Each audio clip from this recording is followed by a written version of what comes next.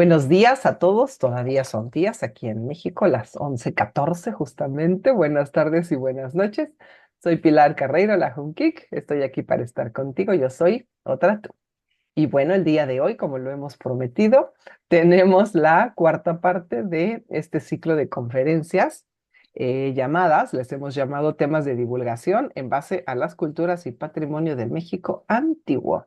Gonzalo Ceja, muchísimas gracias, bienvenido. Hola, Si gusta no, qué saludar. gusto. Gracias, maestra Pilar, muchas gracias. Pues con el gusto de saludarte y estar pues atento aquí a las invitaciones y con mucho gusto de compartir con los amigos estos trabajos y estas propuestas, ¿no? Entonces, bueno, pues Mm. para aprovechar el tiempo, aquí vamos. Sí, sí, estamos. Vamos, vamos. El día de hoy, que es la cuarta conferencia con el tema la educación precolombina aplicada hoy. Así es que, temazo otra vez, Gonzalo. Bueno, pues No, adelante. muchas gracias, ¿no? Pues excelente y muy animados para compartir este segmento porque creemos que es lo que engloba los temas anteriores que vimos y que da una proyección y sobre todo un énfasis a la labor del maestro.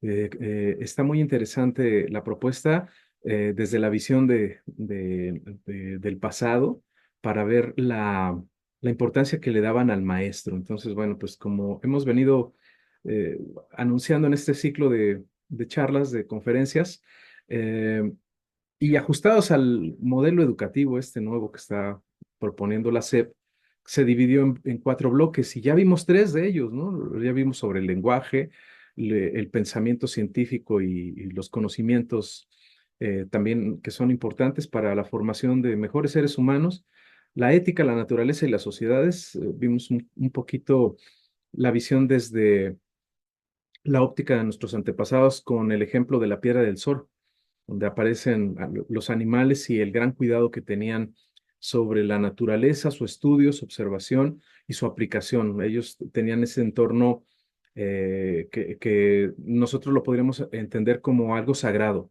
no algo doctrinario, como lo podríamos ver ahora en en estas sociedades contemporáneas, sino que nuestros antepasados tenían esta conciencia de que la naturaleza era un ser sagrado y que ellos formaban parte de este entorno sagrado, no como ahora que queremos manipular y exprimir hasta lo que más sea posible a la naturaleza y el hombre, ¿no? El ejemplo del capitalismo. Y hoy quisiéramos compartir con todos ustedes esto del cuarto segmento de lo humano y lo comunitario. Y lo hemos querido enfocar a la visión de la educación en el México antiguo con sugerencias que se pueden aplicar al día de hoy. Entonces, me gustaría ir viendo esto. Y bueno, pues el objetivo de este nuevo planteamiento es lograr experiencias cognitivas y creativas que favorezcan progresivamente a la construcción de identidad. Eso es algo muy interesante. La identidad ahora se está reforzando porque es una respuesta natural, socialmente hablando, a la globalización. Cuando se quiso homogenizar que la misma moneda, el mismo lenguaje, el mismo estilo de vida de esta vida contemporánea, empiezan a brincar estas cuestiones identitarias y decir, bueno, pues está muy bien lo global, pero aquí tenemos características diferentes y nos sentimos identificados con comunidades y es ahí donde se pone el énfasis para lo antiguo. ¿De dónde vienen estos pueblos, no? Y nosotros en México tenemos muchísimo que aportar, porque tenemos mucha historia y somos una de las civilizaciones más importantes en la historia de la humanidad, las civilizaciones que se dieron de carácter autónomo, es decir, independientes, aislados, ¿no? Solo hay seis grandes civilizaciones en la historia, Mesopotamia, China, la India, Egipto, eso en la parte, pues allá del continente euroasiático. Y nosotros aquí en el continente americano, al sur, el Tiahuantinsuyo, que es el nombre del antiguo Perú, y nosotros, Mesoamérica, abarcando desde pues lo que hoy se conoce como Centroamérica, toda la región maya, desde Nicaragua hacia arriba hasta más o menos la mitad de los Estados Unidos, porque los nativos norteamericanos, los Hopis, los Dakotas, los Lakotas, los Sioux, los Comanches, todas estas etnias tenían ah, características similares. Ellos también sembraban el maíz y tenían unos rituales muy específicos y aunque no se ha dado a conocer mucho sus construcciones monumentales, sí tenían una filosofía de vida también ligada a la naturaleza y con una estructura social muy establecida también en la educación.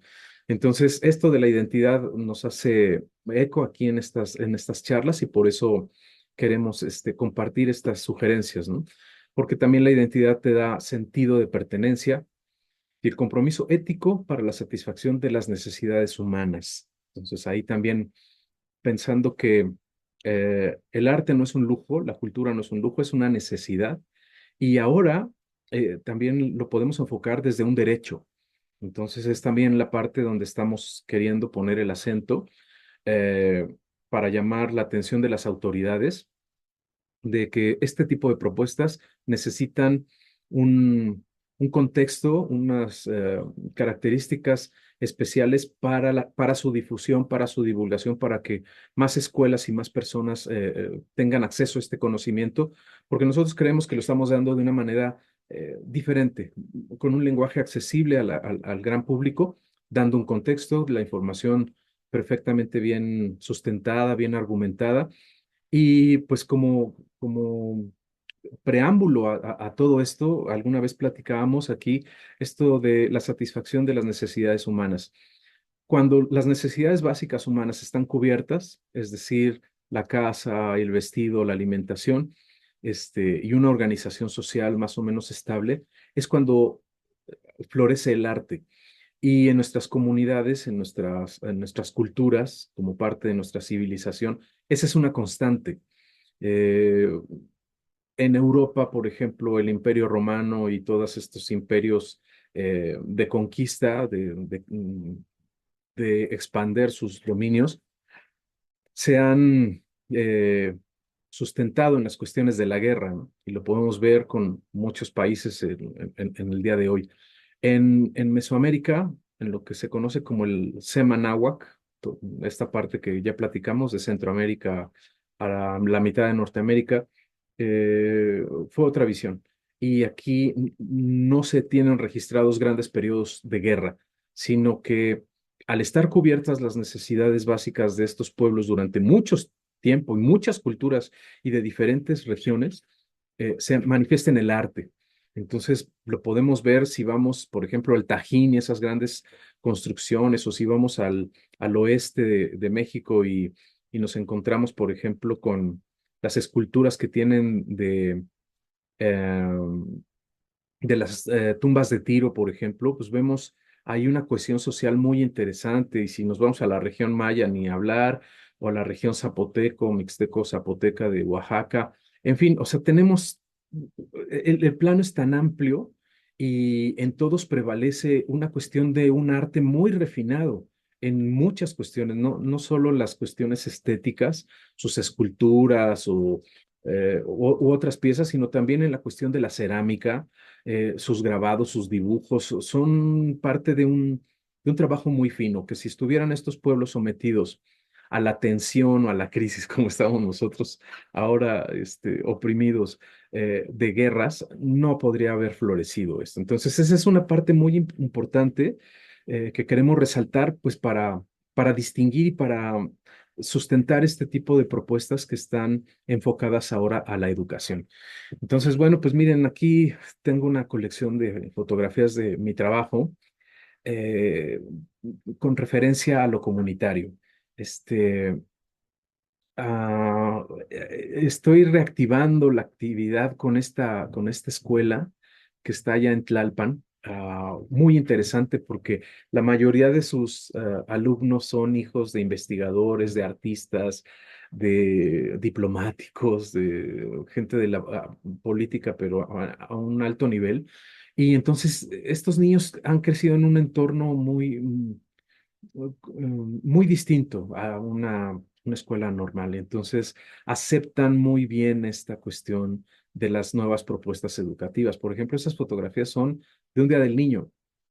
A mí me estaban encasillando mucho en que solo podía ir a las escuelas cuando había un motivo prehispánico y ahora, por ejemplo, que pasó el Día de Muertos, no me invitaron a ninguna escuela, ¿no? Entonces, pues ahí hay una incongruencia.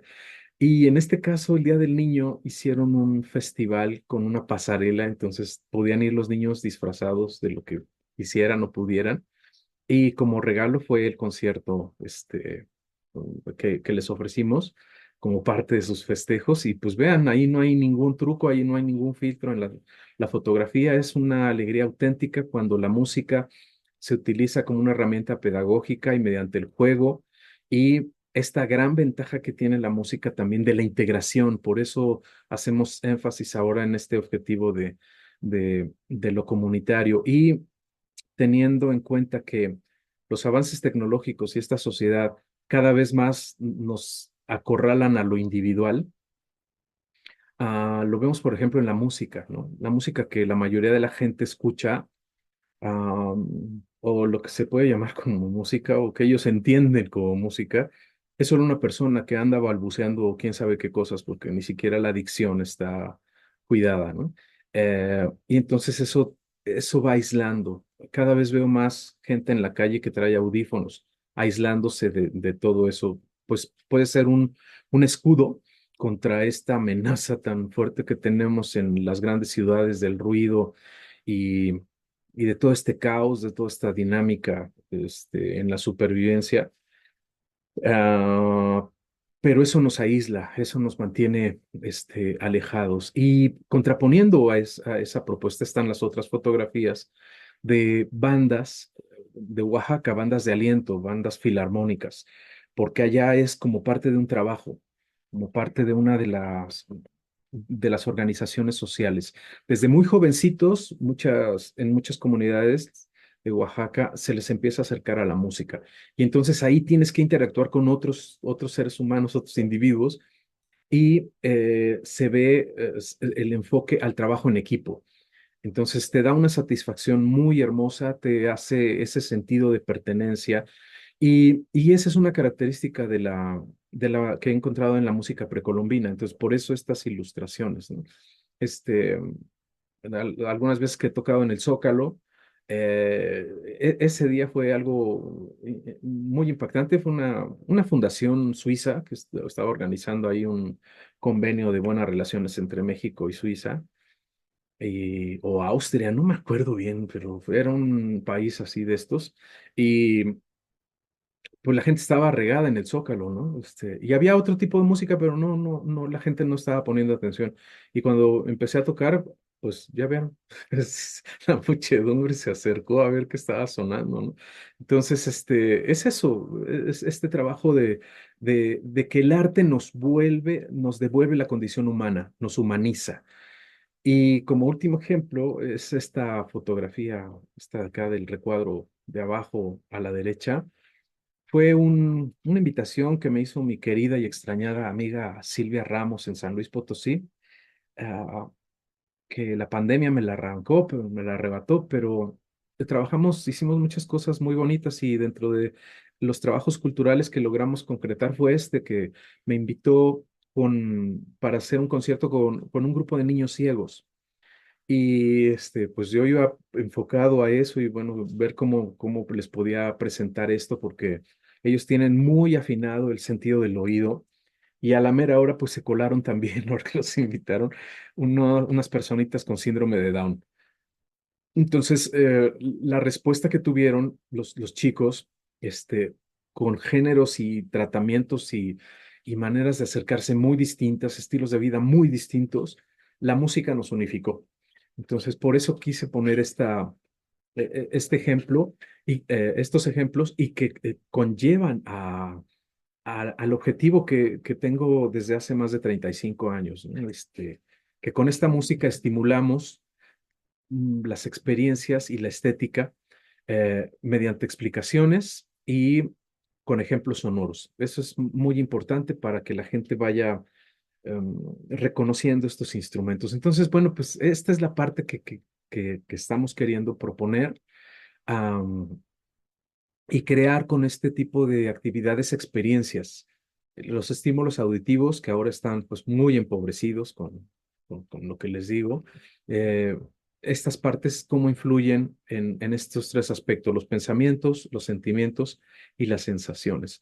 Estos son ejemplos de una actividad que tengo que se llama Círculo de Percusiones, que tiene mucha, eh, bueno, ahí las imágenes son de una interacción muy bonita que hubo en una feria de libro infantil y juvenil en el CNA, en el Centro Nacional de las Artes, y me llevaron escuelas públicas. Entonces fue un reto muy interesante trabajar con los niños que podían participar, en este caso, pues 40, hasta pues las escuelas que no podían participar, pues estaban de audiencia, ¿no? Entonces, ¿cómo los integras? Un reto muy interesante, pero es ahí la fuerza de esta propuesta. Entonces, lo que estamos ofreciendo no está improvisado, tiene ya un periodo de maduración y de sustento muy importante. Y bueno, pues esa es la parte que les queremos mostrar, los ejemplos de mi experiencia ahí con el ejército. Igualmente, como esta fue una invitación muy interesante porque antes de la pandemia había esta imagen, pues por esta cuestión de la guerra contra el narco y todos estos problemas sociopolíticos, no se tenía una buena imagen del ejército. Y me invitaron pues para tener este tipo de actividades y que la gente fuera cambiando su percepción del ejército, porque al final son pueblo, somos nosotros mismos, ¿no? Y ellos lo recibieron de una manera muy bonita y se hizo igual una cuestión de integración muy, muy, muy bonita. Me acuerdo que en los primeros acordes de cantar mi canción de la lengua, todos iban sincronizados. Nunca me había pasado eso y ahí comprobé que el ritmo es sinónimo de orden. Ellos que están con una disciplina muy férrea, este, automáticamente la música la recibieron, la adaptaron, la entendieron pues ese lenguaje y se incorporaron. Y entonces fue una fiesta, ¿no? Yo iba por 40 minutos y terminé dando una charla de hora y media, ¿no? Y la propuesta más bonita, ¿no?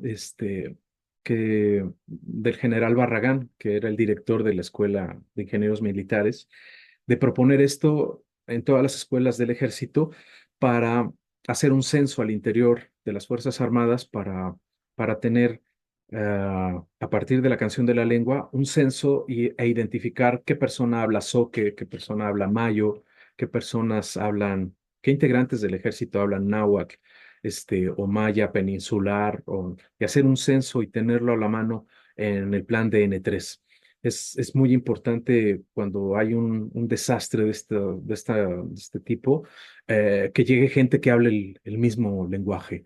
Entonces, pues de lo humano y lo comunitario, por eso es que me da el valor estas experiencias de proponer de manera seria estas actividades, ¿no? Entonces, bueno, pues ahí están los testimonios de, pues de lo que podemos hacer. Y esto es pues, un mosaico ahí de las actividades que he tenido de todo tipo. Las presentaciones que tengo también están aderezadas, digamos, por cuentos, leyendas, mitos y utilizo pues varios recursos pedagógicos como marionetas, como juegos canción, juego creación y la verdad es que es un recreo cuando ya lo pasamos, cuando hacemos esta cuestión presencial, ¿no?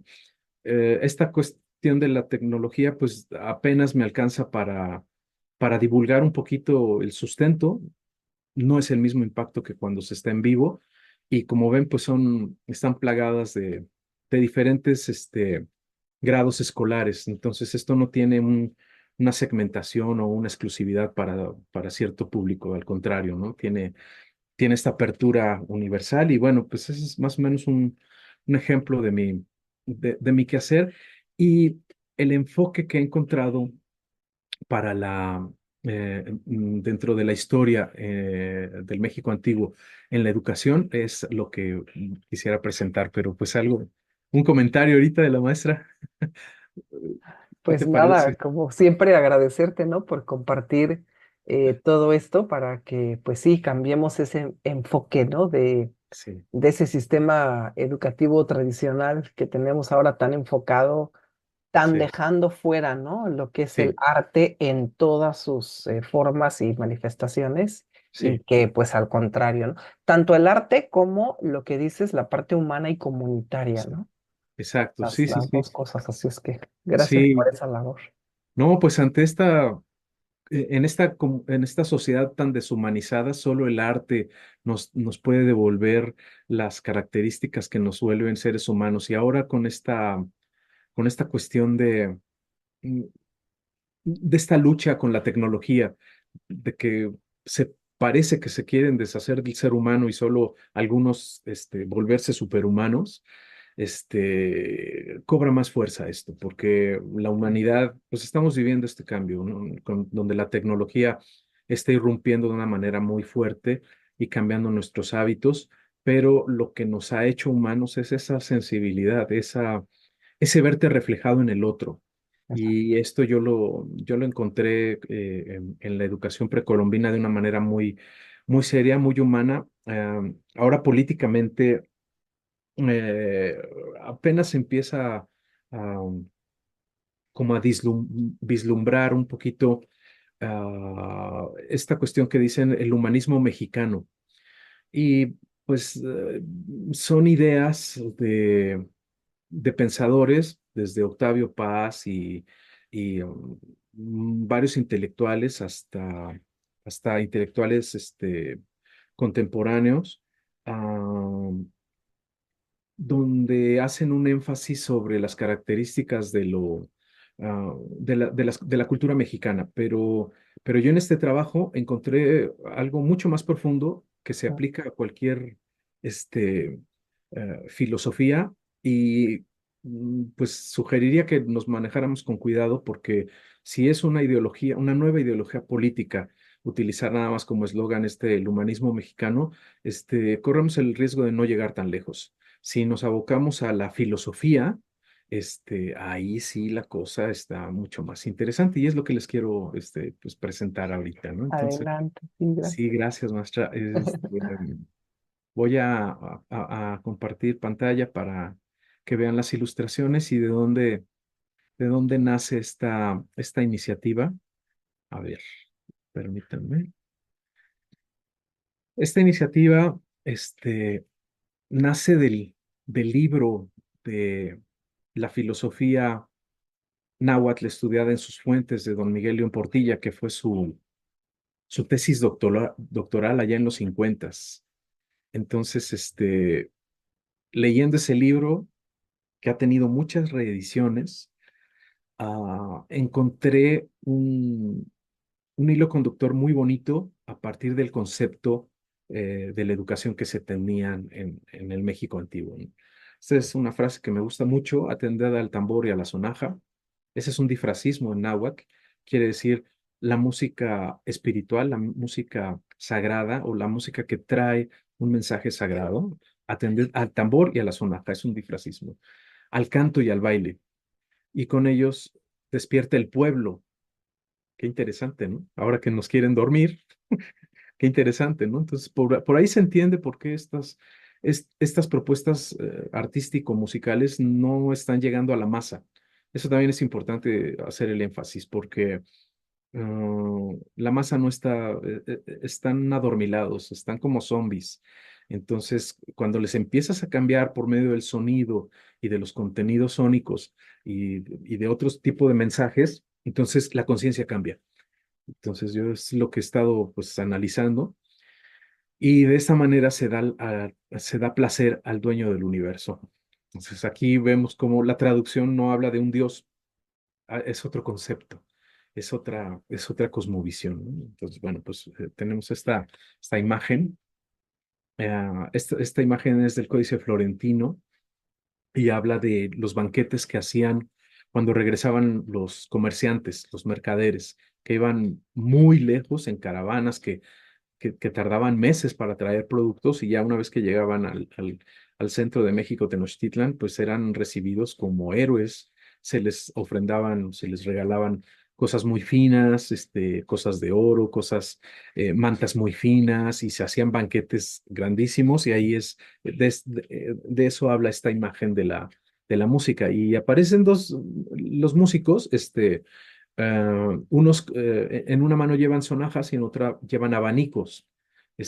Y hago énfasis en esto porque pues la imagen que tenemos de las cosas prehispánicas, pues eh, es un desfile de egos de a ver quién tiene las plumas más grandes o más coloridas, ¿no? Entonces hay una distorsión ahí de estas cuestiones que también pues es mi obligación ofrecer esta información y aclarar esos puntos de vista. Y aquí no vemos pues casi ninguna pluma, si acaso las de los abanicos, ¿no? Y es natural porque o llevaban también ramilletes de flores. En este movimiento corporal de las danzas colectivas, y vemos cómo los instrumentos están al centro, o sea, aunque sea un dibujo que para nosotros podría parecer muy burdo, trae muchísimos mensajes. Entonces aparece ahí el tambor y la sonaja. con- eh, este, te- el texto es de otro libro, es de otro documento. Pero entonces ahí vemos cómo estas dos fuentes informativas, el Códice Florentino, que es de donde viene la imagen, y los cantares mexicanos, que eran puro texto de relatos, de poemas, y que parece ser que muchos eran canciones, letras de canciones en náhuatl, nos habla de la misma filosofía, no son cosas separadas, ¿no? Eh, y podían tener también un ramillete de flores para que el estar bailando y para energizarse, pues inhalaban el olor a las flores y eso te vuelve a dar energía y puedes seguir bailando, ¿no? Entonces, es muy interesante analizar desde los textos con las imágenes esta información, ¿no? Y bueno, pues eh, nuestro lenguaje común como pueblo de México, ¿no? Heredero de las culturas mesoamericanas, es este lenguaje de Inxochitl-Incuicac, ¿no? Que en náhuatl es Azotleneli Intlacticpac, que se traduce como lo único verdadero en la tierra son las flores y los cantos. La manera de expresarnos, es la manera de entendernos y es la manera de esta cosmovisión, la parte bonita y la parte eh, humana, ¿no? Cuando volvemos a estar en contacto con la naturaleza y apreciamos la belleza, es cuando vemos nuestra imagen chiquitita, pero vemos lo importante que es el milagro de la vida. Entonces, por eso me gusta mucho este enfoque, ¿no? Y ya entrando en la cuestión educativa, esta imagen que les digo del Códice Borbónico, Sahagún nos cita que estas eran las tres materias más importantes en la educación del México antiguo. Hablar bien el náhuatl, con todos sus simbolismos y con toda su retórica, todos sus símbolos, sus contextos. Había diferentes grados de náhuatl. Uno era el náhuatl, digamos, del mercado, de la gente común, otro era el de los gobernantes, de los comerciantes, de, de esa estirpe, y ellos tenían que conocer también el lenguaje sagrado, el de los símbolos, el que manejaban los sacerdotes y los altos guerreros, ¿no? Y la música, ¿no? Así está la cita, ¿no? Enseñaban música, era de las materias eh, más celosas y más cuidadas y más divulgadas, ¿no? Y la impartición del conocimiento astronómico. Tenían que estar pendientes a la cuestión de los calendarios para entender los ciclos agrícolas y de la naturaleza, ¿no? Y bueno, este es un diagrama de los textos de Fray Bernardino de Sahagún, donde nos habla de las instituciones educativas, el Telpochcali, y bueno, yo puse la cita literal de lo que dice el Códice Florentino, ¿no? Que es donde se enseñaban cantares y danzas. Telpochcali se traduciría como la casa de los jóvenes, donde se preparaban prácticamente las personas que se podían dedicar al comercio o a los intercambios. No el comercio, me cuesta mucho trabajo decir esto con este contexto contemporáneo, ¿no? Donde, pues a lo mejor si digo comercio, estamos pensando en las noches de Liverpool o las propagandas del Palacio de Hierro o todas las informaciones que nos llegan en el celular. Abres un video y te llegan como cinco comerciales, ¿no? O sea, todo mercantilizado, ¿no? El Calmecac, la hilera de casas, que se podría traducir como, para nuestra visión contemporánea, como una universidad. pero es también donde se estudia la medida de las cosas, la casa donde se estudian la medida de las cosas y puede ser el tiempo, puede ser la distancia, por eso es que su arquitectura es muy precisa y o hay un experimento que luego les platico ahí de cómo medían las telas para hacer tu prenda a tu medida, ¿no? No como ahora que pues vamos al supermercado a comprarnos algo de ropa y nos tenemos que ajustar a las tallas que hay. Aquí eso parecería una cosa menor, pero no, es como nos quieren en la masa unificar, ¿no? Este, y en cambio, en el pasado prehispánico, esta característica te daba la individualidad. Aparte de que, por ejemplo, las mujeres en sus huipiles traían muchísima información, porque era la manera en que que las mujeres escribían la historia de sus familias. Entonces, al bordar sus huipiles, tú podías leer literalmente, de qué pueblo son, a qué se dedican, quiénes son sus parientes, quién es algún momento relevante de su vida. Entonces, es una visión totalmente diferente que a mí me interesa poner en alto para que no creamos que lo que nos están queriendo imponer es lo único. Otra de las escuelas es el Cuicacali. Esta ya era una institución especializada en la música, la Casa de la Música, así se traduce. Cuica de canto o de música y Cali casa o refugio. Entonces ahí era una cuestión especializada. Y luego en otro texto aparece esta que dice Mecatán y la cita no es muy precisa. Según dice, es la casa donde se enseñaban a tañer, es decir, a sonar. Tañer es una palabra pues, del español antiguo del siglo XVI. Entonces, por eso es importante las traducciones y dar contexto, ¿no? Era este español antiguo, tañer es sonar, o ejecutar, ¿no? Donde se enseñaban a tañer las trompetas de los ministros de los ídolos, pero Mecatán viene de mecate, que es la medida de las cosas. Entonces, aquí Sahagún le da un enfoque religioso al uso de la música, pero por el nombre de la escuela, pues más bien es otra cosa.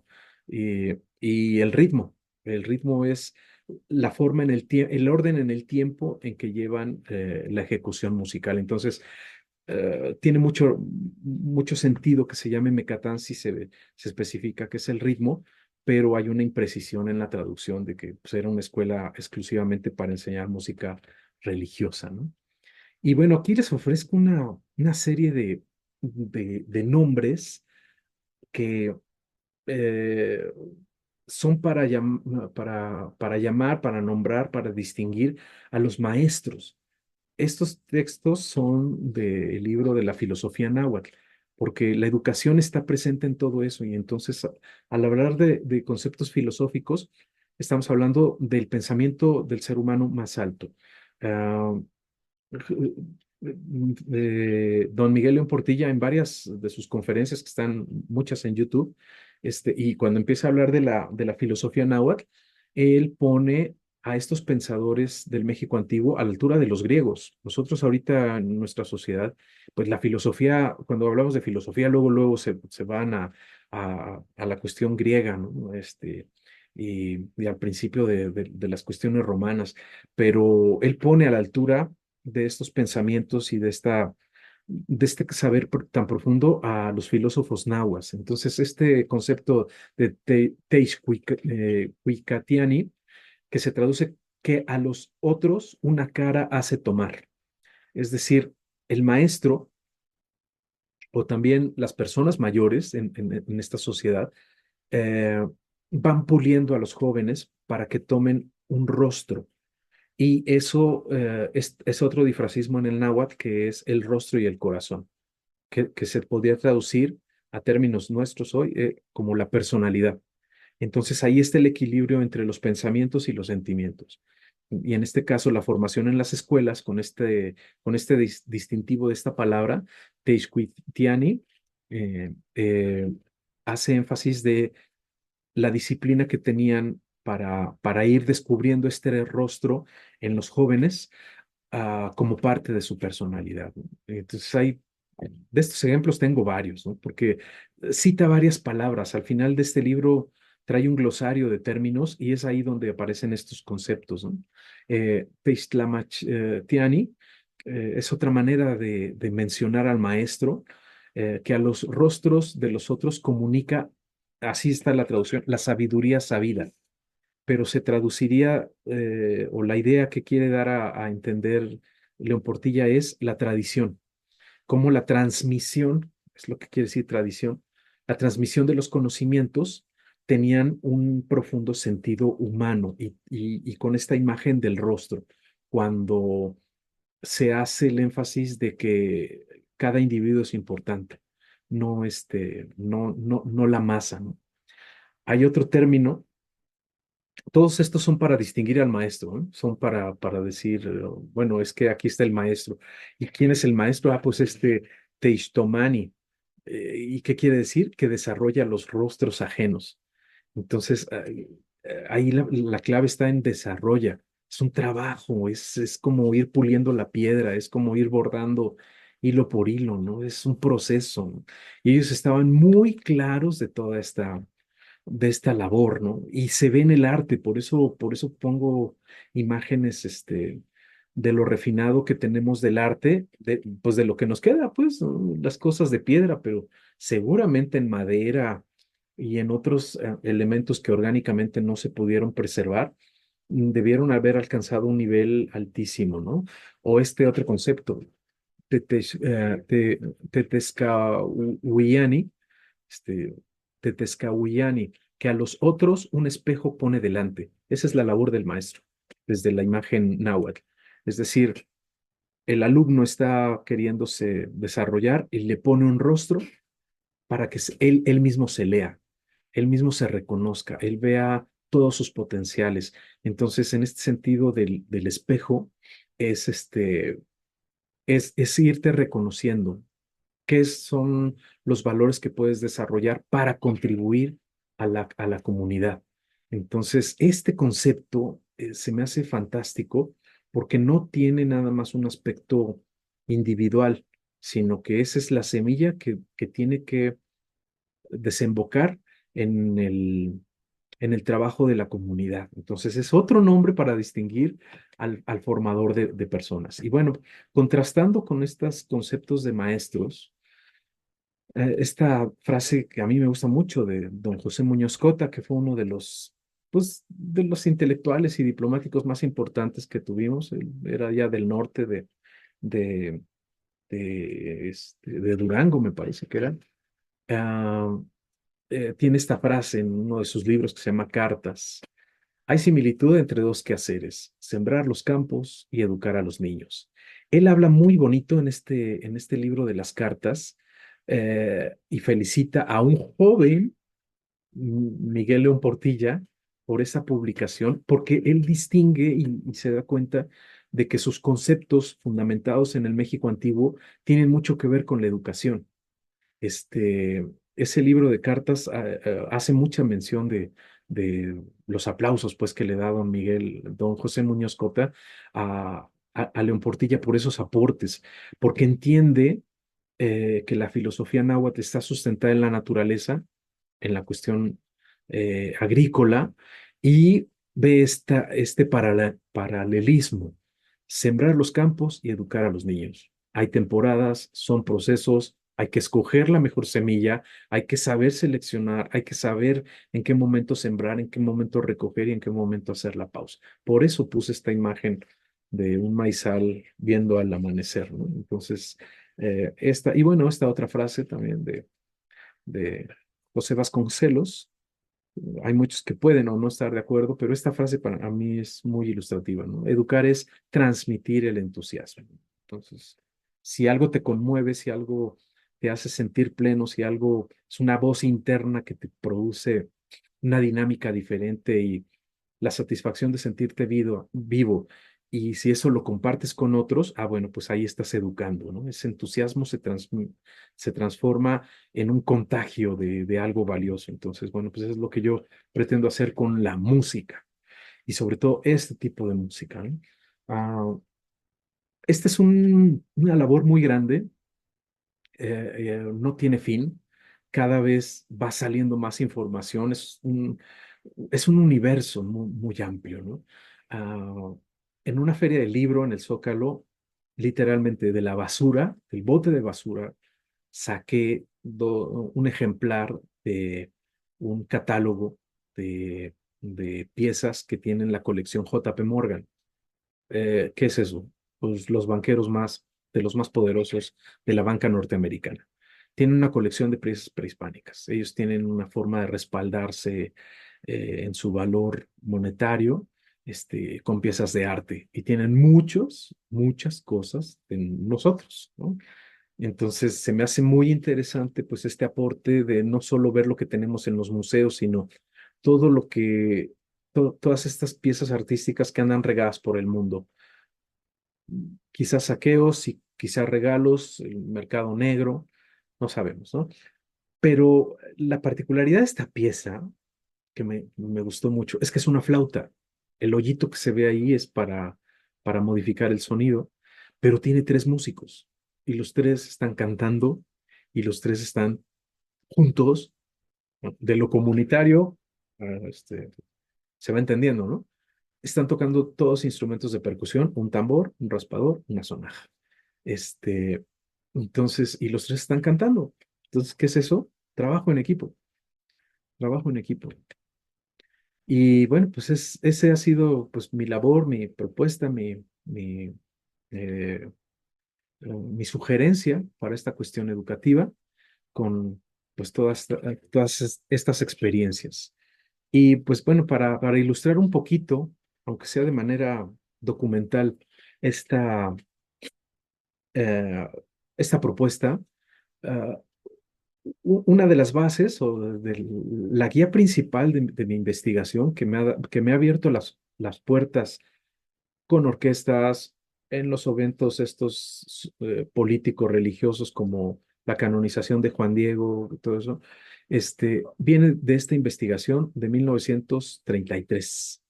Esta es la primera publicación que hubo de este estudio de Daniel Castañeda y Vicente T. Mendoza en la inauguración del Conservatorio Nacional de Música.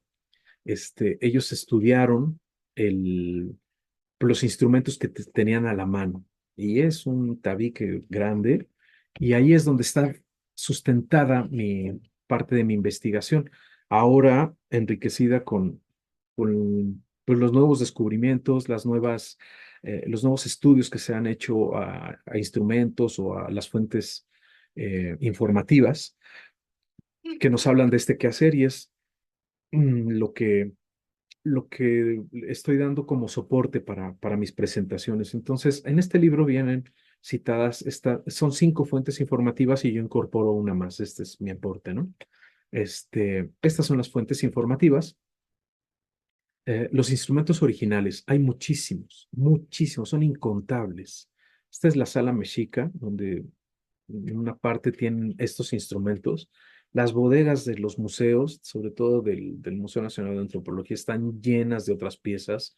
Hay unas piezas que están en exposiciones itinerantes y de manera internacional. Hay convenios y ahorita estuvo en París aprovechando esto de las Olimpiadas, México mandó una colección y entre ellos varios instrumentos musicales a París.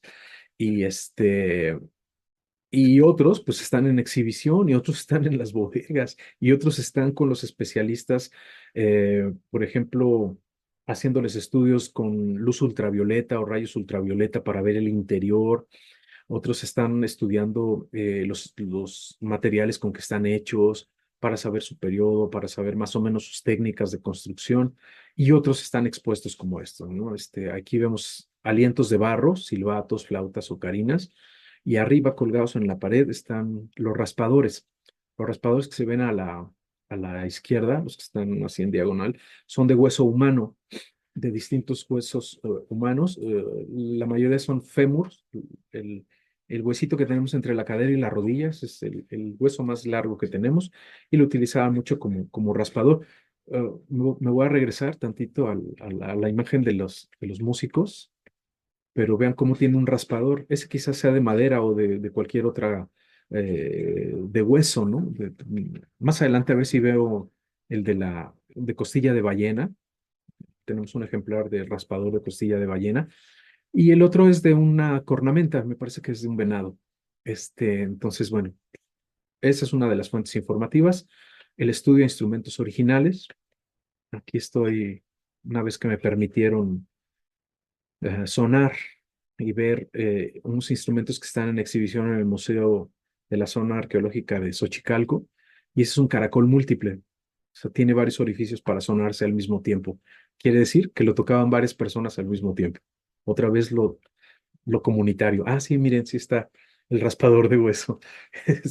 Ahí, pues me tuve que poner yo ahí de modelo porque para que se viera la dimensión.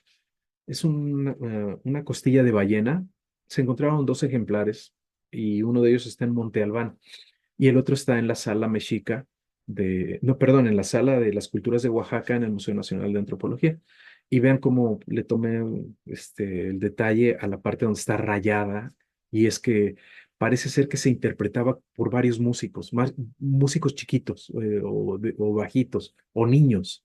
Es probable que haya sido, entonces, intercalados, uno de aquel lado, el otro de aquí, y así cuatro, tiene cuatro zonas esgrafiadas para hacerse sonar, ¿no? Quizás se puso sobre alguna caja de resonancia o así, no sé, ¿no? Y bueno, pues ahí tengo un montón de imágenes de los sitios donde sé que están nuestros instrumentos originales o elementos que aluden a la música. Todo esto es el Museo Nacional de Antropología. Cuando quieran hacemos una visita y pues, sería muy interesante. Bueno, pues es otra forma de acercarnos, ¿no? Acá estoy en otro museo hermosísimo que tiene unas piezas, aquí no las pude poner, pero tiene unas piezas únicas, fantásticas. El museo, el MAX, el Museo de Antropología de Jalapa, en Veracruz, tiene piezas fantásticas. Creo que en esta presentación no tengo las muñequitas. Hay unas muñequitas que están en un columpio. Entonces se supone que hay una estructura de madera que la soporta, son de barro, son unas esculturas pues, de este tamaño. No son únicas, son varias, hay varios personajes, pero todos así para estar en un columpio. Y detrás del personaje hay un silbato. Entonces, están en exposición. Esta vez de estas fotografías, pues casi me saca la policía ahí de los cabellos, porque me metí atrás de la vitrina para tomarle la foto de cómo estaba diseñado, cuál era su mecanismo de funcionamiento, y bueno, no les pareció bien y ahí se armó un escándalo. Eh, y ya no nos dio tiempo, porque también me lo arrebató la pandemia a mis amigos Goyo y Mario Cortés de Texcoco que fabricaban, reproducían instrumentos en barro de origen precolombino, ¿no? Y en fin, tienen un jaguarcito con ruedas que es un silbato y no hay una explicación en el museo que te diga que es un instrumento musical. Están en exhibición las piezas, pero falta este contexto, ¿no? Estamos ya trabajando para cambiar eso. Y bueno, estos que son cascabeles de cobre, pues vean el tamaño este, de las piezas. Entonces, pues es otra manera de acercar a la gente a este conocimiento. En todos los museos de todo el país hay un espacio para los instrumentos musicales porque abundan. Entonces, es el nivel de importancia y de congruencia, si esto lo cotejamos con con lo que habíamos visto de la importancia de la música, pues vemos con los textos de Fray Bernardino de Sahagún, vemos que es muy importante. Aquí está mi querido y extrañado Goyito Cortés. Él reproducía, su papá le enseñó, y tiene varios moldes, hicieron varios moldes de piezas originales. Y de las últimas actividades que tuvo en vida fue que pudo exponer su colección en el una sala de exposiciones temporales de Monte Albán, en Oaxaca, sus piezas. La fotografía más grande está reproduciendo un vaso silbador teotihuacano, una pieza muy bonita, muy grande. Y bueno, pues ahí estamos al final. Luis Pérez, Xoconetzin, que fue de las personas, de las primeras personas allá a finales principios de los setentas, que empezó a hacer música con instrumentos originales de sonoridad precolombina. Pues somos buenos amigos y coincidimos en un evento y bueno, pues ahí está el recuerdo, ¿no? Otras colecciones, esta es importante, de Jorge Dajer, fue un músico muy importante, muy reconocido en México por su investigación y sus aportes a la música académica. Y pues también murió creo que en el 2008, 2012 por ahí, y tenía una colección de instrumentos precolombinos muy interesante y uno de sus familiares ya llegó a un convenio para poder exhibirlos, ¿no? Y esta fue una exposición que se tuvo en Otumba, cerca de Teotihuacán, que se llamó Arqueofonías, donde aparece ahí mis dedos. Es una fotografía tomada así exprofeso porque es para darme una idea de cómo estaba el orden de las manos. Entonces, sí casa muy bien en esta flauta múltiple, triple, cómo la mano derecha puede hacer las melodías y la mano izquierda controla el tubo más largo que sería el acompañamiento. Es decir, esa flauta, ese tipo de flautas, porque hay muchas múltiples, nos habla de un desarrollo musical de polifonía mucho, mucho más atrás en el tiempo que lo que se organizó en Europa. Aquí ya nos habla de un conocimiento en el sonido mucho más elaborado, desarrollado y consolidado de nuestros pueblos, mucho, mucho antes que Europa. Entonces, tipo de estudios de instrumentos no es solo nada más ver la pieza, sino el contexto y todo lo que nos está aportando. Esta es la colección, parte de la colección que tiene el Museo Amparo en Puebla, es una colección particular y tiene muchos instrumentos también muy bonitos. El caracol ese que tienen eh, es una joya porque está labrado, trae una información ahí también adicional. Y esta flauta que se ve grande, la foto más larga, aquí la central, es una flauta de émbolo. Es decir, estas son muy comunes de la zona maya. No tiene orificios como una flauta normal. Tiene, digamos, como una canica por dentro del tubo y entonces tienes que bajar y subir el instrumento para que este pivote, esta canica, se deslice y entonces modifique el sonido. Pero llama mucho la atención que casi todos los personajes están viéndote a ti ejecutando el instrumento. Entonces yo creo que era un instrumento ritual que te llevaba a otros estados de conciencia porque tu vista después se centra en el personaje y al estar moviendo la cabeza al mismo tiempo que ir sonando, pues después de un tiempo ya entras en otro estado de conciencia. Entonces es algo así, como ven, no es cosa menor, pues, ¿no? Estos temas. Otra parte del estudio son instrumentos artesanales que se han preservado pues en las tradiciones, sobre todo en todo el país hay, pero aquí hago el énfasis a instrumentos de grupos étnicos de las zonas desérticas, los mayos, eh, los rarámuris, con este tipo de instrumentos. La cubeta esa que se ve ahí azul es una tinaja, tiene agua. Y el tambor es una jícara. Entonces está flotando la jícara sobre el agua y le está golpeando ahí el músico.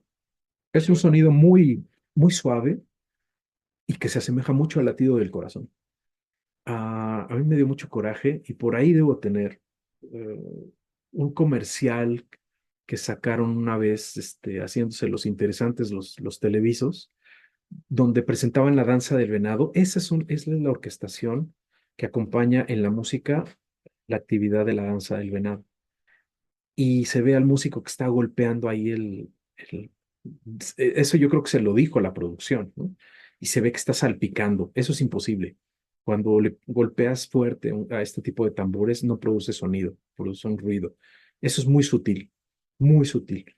Entonces vemos como la naturaleza, los elementos naturales, jugaban parte pues, de su cosmovisión, y los otros músicos están tocando un raspador, como vimos el de la costilla de ballena. Y como último, en estas danzas que vemos ahora en la otra imagen, el músico tiene algo en sus piernas, de sus tobillos a la rodilla, y son unos sartales de capullo de mariposa. Son instrumentos muy frágiles, pero duran mucho. Ya no hay tantas mariposas, pero lo rellenan con una especie de arenilla o algunas semillas muy, muy, muy, muy suavecitas y da otro sonido. Entonces, pues vemos que nada de eso tiene que ver con los ballets de ahora, ¿no? Sino que tiene otra connotación. Gonzalo, disculpa la interrupción. 5 minutos. Ah, ya. Ya tan rápido. Híjole, bueno, gracias, nuestra. Otra fuente informativa son la cerámica y las estatuarias que nos muestran ejemplos de actitudes musicales y obviamente instrumentos musicales. Y hay muchísimas y cada vez salen más, ¿no? Este, o representaciones de esculturas votivas. Aquí, por ejemplo, esta escultura en piedra es un carapacho de tortuga con el asta del venado, que es como se toca, ¿no? Pero pues aquí está en la sala de flora y fauna del Museo del Templo Mayor. Debería estar en la parte de música, pero bueno, no está, ¿no? O estos que son representaciones de las sonajas de lluvia y pues, son instrumentos votivos, es decir, no suenan, pero muchos de estos fueron ofrendados. Y bueno, la información en contexto de todas estas manifestaciones. Esta es una ofrenda, la reproducción de una ofrenda que se encontró en el Templo Mayor. Y las imágenes que nos hablan en pintura mural o en cerámica de actitudes musicales y personajes, vaso maya o, o este vaso que muestra un instrumento de cuerda. Entonces, es el único vestigio hasta ahora de un instrumento de cuerda del pasado precolombino. Y las orquestas, ¿no? Entonces, hay muchísima información eh, al respecto. Entonces, pues por ahí vienen mis propuestas de incorporar estos instrumentos, esta información que nada tiene que ver con esto. Esto es una caricatura, esto es algo muy, muy superficial y que sería una pena perdernos en estas cuestiones. Mejor, vean, pues de lo que les mostré, nada, absolutamente nada se parece a eso, nada.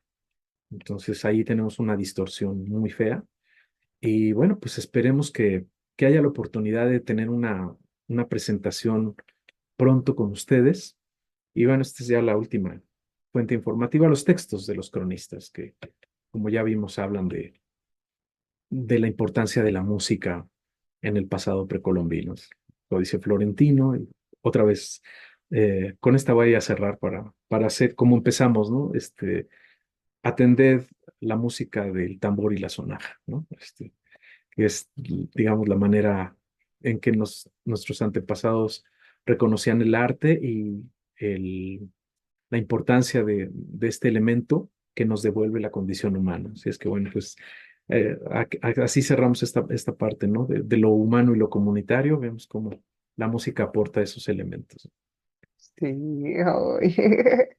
Gonzalo, no, no, no. La verdad es que yo no tengo palabras para agradecer todo esto que tú compartes porque es muchísimo. Es mucho, un trabajo de muchos años, de mucha Sí, investigación, de ir profundo, ¿no? sí, La verdad, esto último que nos pones, ¿no? Wow, súper evidente cómo esas imágenes sí, que pones que nada que ver y sí, lo sustentas, ¿no? sí, Con todo eso, esas fotos, textos, sí, vaya, imágenes que aparecen labradas, ¿no? En los sí. instrumentos u objetos antiguos donde ahí está la verdad. Sí, sí, ya me empecé a volver Ah, incómodo, pero no me importa porque sí, la gente es un derecho el acceso a la cultura. Y eso, desgraciadamente ahorita el espectáculo y la cuestión sí, esta escandalosa sí, es lo que está reinando, pero no, vemos como la música era algo muy serio a nivel educativo sí, y podríamos retomar esa cuestión y modificar nuestra visión sobre el México antiguo y no quedarnos con esa visión que pues es muy limitada, la verdad. Podemos decir muchas cosas, pero dejémoslo ahí. Sí, ahí quedémonos con la parte bonita, ¿no? Que Sí, es claro. pues eso, en lo que es la educación, el integrar, ¿no? Esta parte de la música que en realidad pues abarca el arte, ¿no? Exacto. En todas sus formas. En este caso estamos hablando de la música, Ujú. pero vaya, como una forma de encontrarnos, ¿no? A nosotros mismos, de desarrollar nuestra verdadera esencia. Me encantó todas las cosas que pusiste sobre lo que hacía un maestro, ¿no? Sí, y, sí, y, sí, y al sí. final desarrollar nuestro verdadero ser para impactar, ¿no? De una forma, ayudar, servir en lo comunitario Sí, y lograr, pues, la paz, ¿no? sí, La paz y exacto. la felicidad. Y una evolución como seres humanos, ¿no? Ante esta Sí, amenaza de la robotización, ¿no? Y sí. o los superhumanos. Y bueno, pues ya nada más para cerrar, quisiera comentar que no solo está para el alumno esto, en otras condiciones lo puedo dar masivamente, pero también como un taller para maestros Sí. para recobrar ese ánimo, porque pues yo veo que estamos muy desgastados por lo del aula, ¿no? Estas dinámicas tan fuertes que tenemos Ujú. en el aula y estas constantes actualizaciones y nada más estar calificando, pues ya no te da tiempo de regresar a tu esencia de tu vocación. Bueno, Sí. desde esta óptica, yo creo que es una inyección de ánimo para retomar nuevas ideas a nivel de un taller con maestros. Eso me ha traído muchas satisfacciones y ha sido muy provechoso, entonces también es algo que podemos ofrecer. Sí, exacto. Aquí, bueno, también esa es la invitación, ¿no? De que se animen en sus escuelas, en sus empresas, en sus negocios, en sus familias, en su Sí, comunidad, en el muy club, bien. en donde sea, porque esto es para Para todos. cualquiera, para todas Ujú. las edades y para todos los ámbitos y profesiones, ¿no?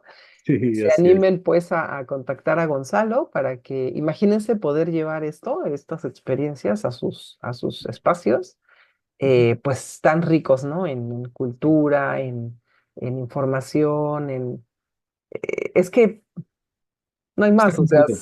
sí, o sea, solo lo escuchas y ya, no sé, ya te nace algo así, ¿no? Sí. Muy bonito. Y mira que no toqué Así nada, es que, ¿no? sí, claro, claro, escucharte tocar las canciones con todo el equipo que llevas, porque bueno, Sí, yo ya sí, lo viví, ¿no? Un sí, poquito sí, en sí, dos muy lindo. ocasiones. Ujú. Y sí, nada que ver, ¿no? Entonces, Sí, nos animamos a eso, pues, a que te contacten, que te busquen sí, en tus gracias. redes Sí, y pues para que les vayas a ofrecer este tipo de talleres, pláticas, conferencias, conciertos. Bueno, sí. tu Sí. propuesta es amplísima.